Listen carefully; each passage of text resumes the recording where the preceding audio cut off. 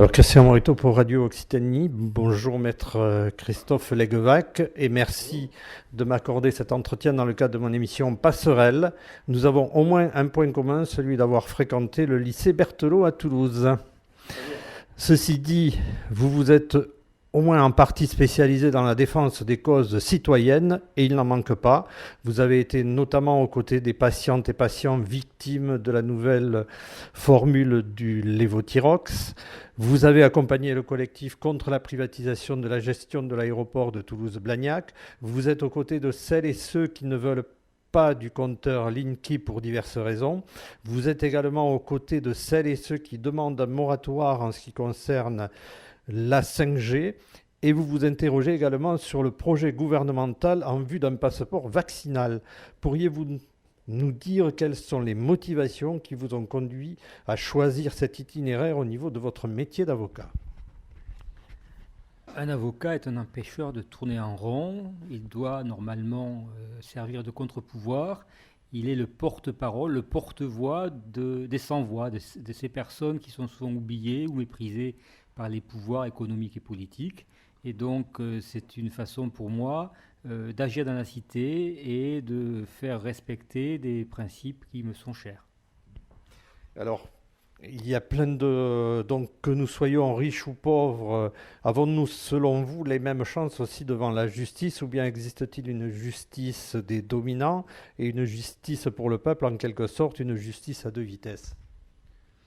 Alors, c'est une question où je vais répondre de manière brutale. Il existe une justice de classe. Les magistrats ne s'en rendent pas compte, les avocats non plus, mais ils appartiennent à un groupe sociologique qui n'est pas représentatif de toute la diversité de la France. Et par leur formation, par leurs origines socio-professionnelles ou parentales, ils ont des biais intellectuels et moraux qui leur font prendre un certain nombre de décisions. Ceci étant posé, c'est justement l'attrait de la profession d'avocat qui est d'essayer d'ouvrir les yeux soit à la justice, soit aux juges, pour leur faire comprendre les limites de leur raisonnement, les erreurs qu'ils peuvent commettre, et les faire changer d'avis au fur et à mesure. C'est parfois difficile, parfois déroutant, parfois aussi on se heurte à des murs, mais c'est, me semble-t-il, la noblesse du travail d'avocat d'essayer de faire bouger les choses, j'allais dire de pousser les murs, puisque souvent nous avons en face de nous des murs, non pas de l'argent, il existe aussi malheureusement, mais des murs aussi d'incompréhension ou de mauvaise volonté de gens qui ne veulent pas comprendre la réalité d'une situation ou qui ne veulent pas voir la réalité d'une forme, j'allais dire parfois institutionnelle de corruption. Alors, est-ce que vous pourriez nous dire aussi un mot sur la bataille justement qui a été menée concernant la défense des victimes du nouveau lévothyrox ? Alors, c'est un dossier très intéressant parce qu'il permet d'illustrer la possibilité d'unir les forces de personnes qui, seules, ne pourraient pas se battre contre des grands industriels de la pharmacie, mais qui, parce qu'elles ont, par le biais de l'action collective, elles se sont réunies plus de 3000, 4000 personnes maintenant, et dont ont pu faire entendre leur voix en justice. Et nous avons eu les moyens, par cette réunion, cette action collective conjointe, de rivaliser avec des grands cabinets d'avocats internationaux qui défendent justement ces fameux, je ne dis pas laboratoires pharmaceutiques parce que ce sont de moins en moins des laboratoires, ce sont de plus en plus des courtiers en médicaments, donc des industriels du médicament. Et donc nous avons, grâce à cette action collective, nous avons eu les moyens de rivaliser avec des grands cabinets d'avocats internationaux qui sont très très chers, on parle du taux horaire d'un avocat associé dans ces cabinets qui est compris entre 700 € et 1000 € de l'heure. Donc, vous voyez un particulier ne peut pas se payer ça. En revanche, avec 4000 personnes qui ont payé à l'époque 96 € pour la première instance, eh bien, on avait réussi à créer une cagnotte qui nous a permis de réunir plusieurs avocats, d'avoir des opinions de professeurs, des choses comme ça, et donc d'avoir une argumentation solide qui, au final, a été entendue par la Cour d'appel de Lyon. Alors, il y a une autre affaire, justement, et à juste titre, vous l'avez soulevé, qui est le fameux passeport Covid. Donc, a priori, il n'y aurait pas d'obligation de se faire vacciner, mais s'il y a plein d'interdits autour de nous, à la limite, nous n'avons plus le choix. Si nous ne pouvons plus voyager, si on ne peut plus aller dans un lieu culturel, etc. Donc, il y a des interrogations par rapport à ce passeport. À quoi va-t-il servir? Pour qui? Pour les assureurs? Il y a plein d'interrogations. Enfin, si nous réfléchissons un peu. Déjà, il faudrait que les lieux culturels soient réouverts, ce qui n'est pas le cas. Les églises sont ouvertes, mais les lieux culturels ne sont pas ouverts. Donc déjà, c'est une première observation. Ensuite, cette discussion que nous avons sur le passeport biométrique, je veux dire, le passeport vaccinal, permet de montrer que la parole du président de la République n'est pas forcément une parole qui a du sens ou qui porte, puisque solennellement devant les Français, il nous annonce qu'il n'y aura pas de vaccin obligatoire, et en catémini, il y a un projet de loi qui, et c'est pas moi qui le dis, c'est l'avis qui a été rendu par le Conseil d'État, si toutes les mesures que vous avez évoquées sont prises, cela revient à rendre de fait obligatoire le vaccin. Et donc là, c'est attentatoire, encore une fois, à des libertés publiques. Donc là, il y a encore une fois du flou. Comme dirait Martine Aubry, quand c'est flou, il y a un loup. C'est pas très clair. On ne sait pas s'il y a une volonté sérieuse, délibérée, programmée de faire quelque chose, ou si c'est simplement la course à l'action derrière les événements qui vous submergent. En tout cas, ce gouvernement n'est pas à la hauteur des enjeux qui sont les nôtres. On l'a vu avec l'histoire des masques, on l'a vu avec l'histoire des tests, on le voit actuellement avec l'histoire du vaccin. On n'est même pas capable de mettre en place une politique de vaccination en direction des personnes qui le souhaitent, notamment les médecins qui le souhaiteraient, ou les personnes âgées qui penseraient être protégées. Et cela n'est pas la faute à ceux qui seraient réservés sur le vaccin ou qui seraient contre le vaccin, c'est simplement parce que ce gouvernement n'a pas su gérer la crise et ne sait toujours pas. En plus, dès que vous vous posez des questions aujourd'hui, pour évacuer le problème, on vous montre du doigt et on vous traite de complotiste.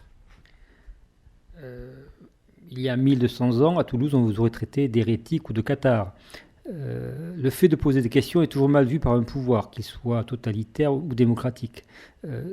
Ceci étant, ça ne doit pas nous empêcher de poser des questions. Poser des questions, ça ne pose pas de problème. Avoir des doutes, essayer de trouver la vérité dans ce magma d'informations, ça me paraît le b.a.-ba de tout citoyen.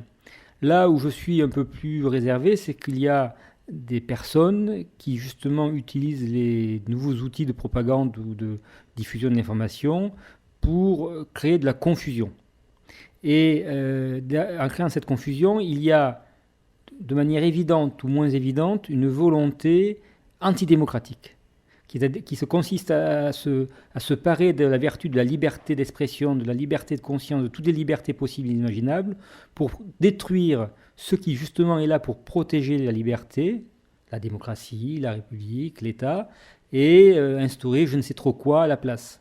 Donc je suis parfois réservé et même très critique quand je vois certaines personnes nous faire la leçon sur tel ou tel aspect. Donc, je pense qu'on n'est pas là pour suivre des gourous ou des leaders d'opinion. Contrairement au gouvernement, je pense que les Français ne sont pas des enfants, mais des êtres le plus responsables possible, qui ont reçu une formation, je l'espère, la plus adéquate possible à l'école, et qui doivent continuer toute leur vie durant à se former. Et donc, c'est pas une histoire de croyance, c'est de réfléchir, d'écouter, de faire la part des choses, et puis à un moment donné de tirer des conclusions, si possible rationnelles. Par exemple, sur le dossier des vaccins, c'est très compliqué puisque les gens concluent avant d'avoir réfléchi. On est pour ou on est contre. C'est une opinion, c'est une croyance. Ça, c'est pas de la science. On peut être réservé sur les vaccins qu'on nous propose parce qu'ils sont ARN messagers et qu'il y aurait peut-être des dangers sur d'intégration de cet ARN dans le noyau de certaines cellules. Mais d'après ce que j'ai lu, et venant de plusieurs sources différentes, de médecins ou de biologistes réputés et qui ne sont pas maqués avec les grands fabricants de vaccins. Cette technique existait auparavant, elle a déjà fait ses preuves. Il y a parfois, malheureusement, comme dans tout vaccin ou comme dans tout traitement, des effets indésirables graves, mais ce n'est pas pour autant qu'il faut soupçonner une volonté de grand changement de l'ADN de l'humanité. Il faut revenir un petit peu à des principes simples. Le premier principe, c'est pas moi qui le dis, c'est le docteur House. Quand vous entendez les galops d'un cheval dans un couloir et vous ne savez pas ce que c'est, avant de penser que c'est un zèbre, dites-vous que c'est d'abord un animal à quatre pattes. Donc avant d'aller chercher des explications compliquées comme quoi il y a un complot mondial extraterrestre ou l'Illuminati qui veut éliminer l'humanité pour la remplacer par je ne sais quoi, revenons à la réalité. Il y a actuellement une pandémie qui existe. Il y a apparemment, et c'est là où on peut avoir des discussions, un vaccin qui serait peut-être efficace pour éviter une forme particulière de ce virus, mais qui pour le moment ne protégerait pas de la transmission d'un porteur à un autre. Donc on peut se poser la question, légitime cette fois, de savoir à quoi il sert, à part renflouer les caisses des laboratoires pharmaceutiques. Donc c'est très compliqué parce qu'il faut... il ne faut pas que parce qu'on est critique ou qu'on pose des questions, on nous fasse taire en nous disant « toi, t'es complotiste ». Non, on n'est pas complotiste, on pose des questions, et si les réponses ne nous satisfont pas, on reposera des questions. Et pour le moment, ce que je dis sur les vaccins, c'est très très contrasté, et malheureusement, ce n'est pas souvent scientifique. Alors après, nous pouvons dire que, étant donné que tous les laboratoires, y compris en France, gros laboratoires ont été privatisés, servent des dividendes, ils ont intérêt à ce qu'il y ait des malades pour vendre des médicaments et des vaccins. Si je pousse le raisonnement au bout. Vous pouvez pousser le raisonnement jusqu'au bout en constatant que Bayer, qui fabrique des médicaments, a racheté Monsanto, qui nous empoisonne et qui donne avec notamment le glyphosate, mais pas que, qui produit des éléments qui contribuent au développement du cancer. Donc, mais il est clair aussi que les véritables responsables, ce n'est pas simplement les laboratoires. Si on va jusqu'au bout, c'est le système économique mondialisé qui fait qu'avec par exemple des fermes de 1000 vaches ou plus, d'élevage de cochons immenses dans des conditions complètement aberrantes, on contribue à la création d'une masse critique pour les virus qui jusque-là étaient dispersés et disparaissaient d'eux-mêmes. De la même façon qu'on sait depuis maintenant au moins les années 60 que la création de vastes étendues de cultures, de monocultures, ont eu des effets dévastateurs sur la disparition de certaines espèces et sur tout l'équilibre de la biodiversité. Et là encore, c'est pas la faute d'une personne, c'est aussi en partie notre responsabilité d'accepter que ce système perdure.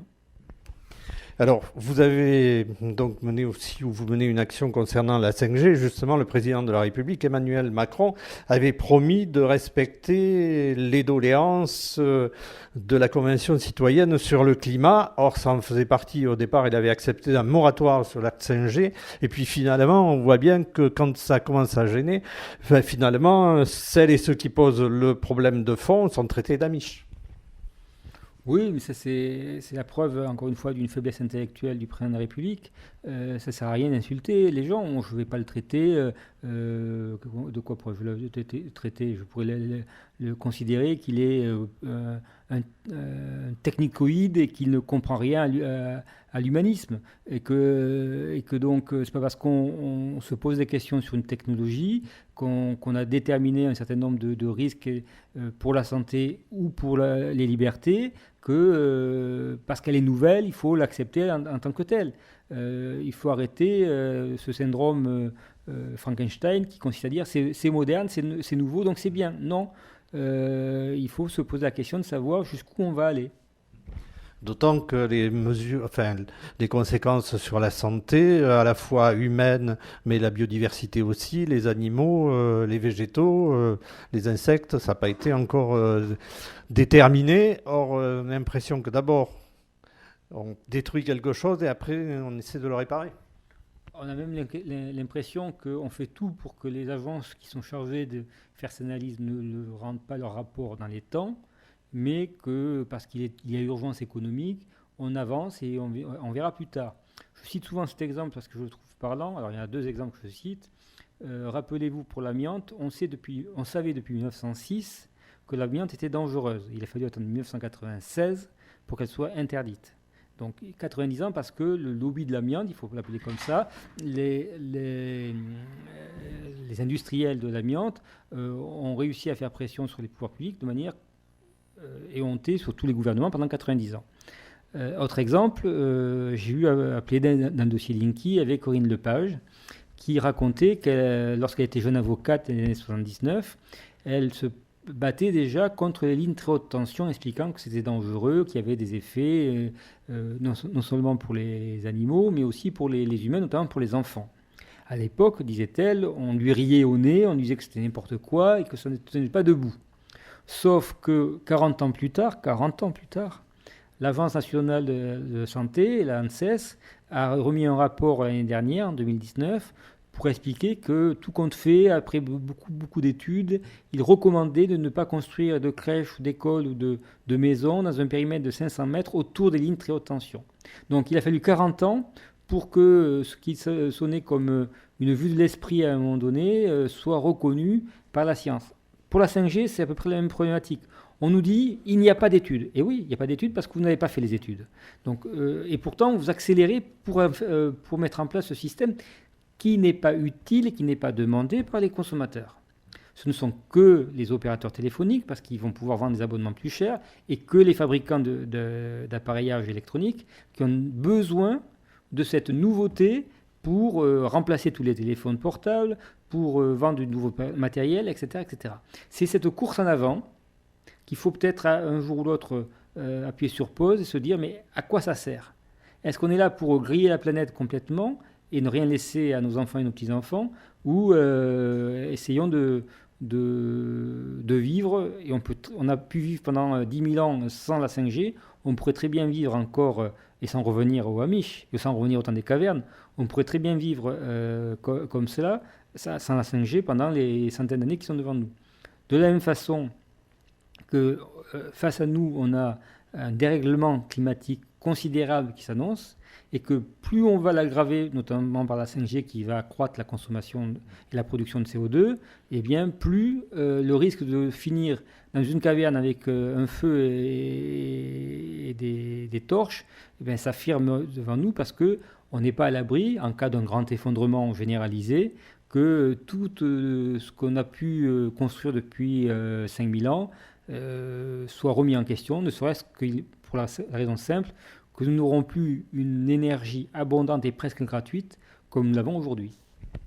Alors, pour revenir aussi au compteur Linky, maître Christophe Leguevac, c'est aussi intéressant et vous avez été sollicité par des personnes qui, à mon sens, avaient raison, ont bataillé contre l'installation de Linky et vous avez gagné un certain nombre de batailles.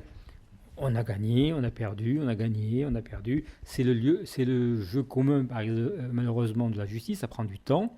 Ce qui est important, c'est qu'on a réussi, au fil des différentes victoires que nous avons pu obtenir, de faire admettre à la justice un certain nombre d'éléments importants.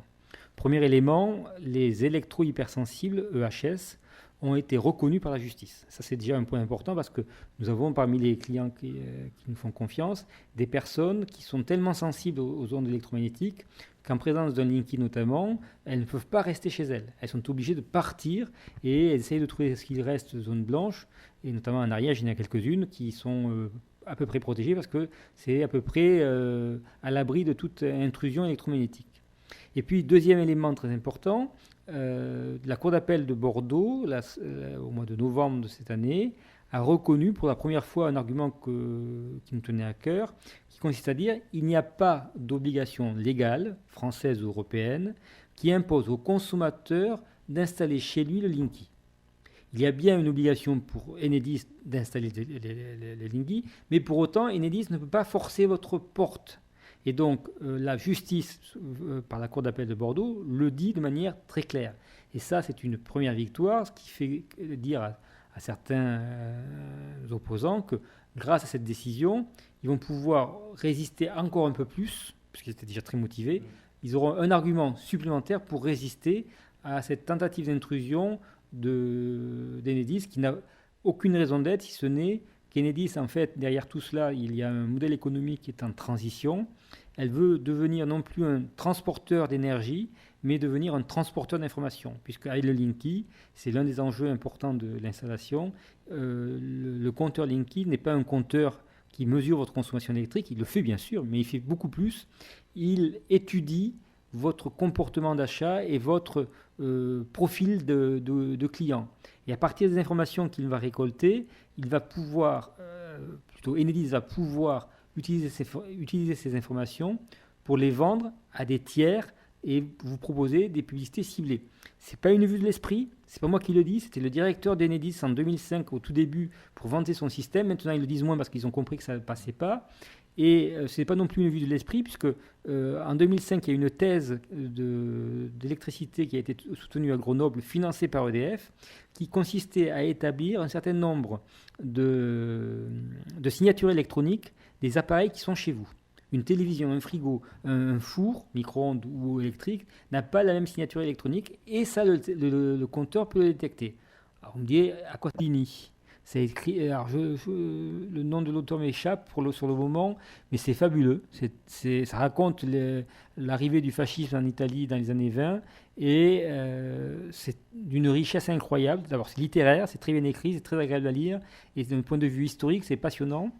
Et après, vraiment un coup de cœur, je l'ai lu en un week-end tellement que c'était bien, c'est L'Anomalie de Hervé Letellier qui a eu le prix Goncourt, mais je l'ai lu avant qu'il ait le prix Goncourt. J'étais dans une librairie, je feuilletais comme ça, j'ai commencé à lire les premières lignes, puis après j'ai tourné la page, puis je ne peux plus m'arrêter, donc du coup je l'ai acheté et je l'ai fini comme ça dans le week-end. C'est excellent, je vous le conseille. Et après, j'essaye, quand les spectacles vivants sont là, j'essaye d'aller au spectacle, à l'opéra, au cinéma, au théâtre, parfois au concert, donc il faut sortir. Et puis c'est toujours agréable.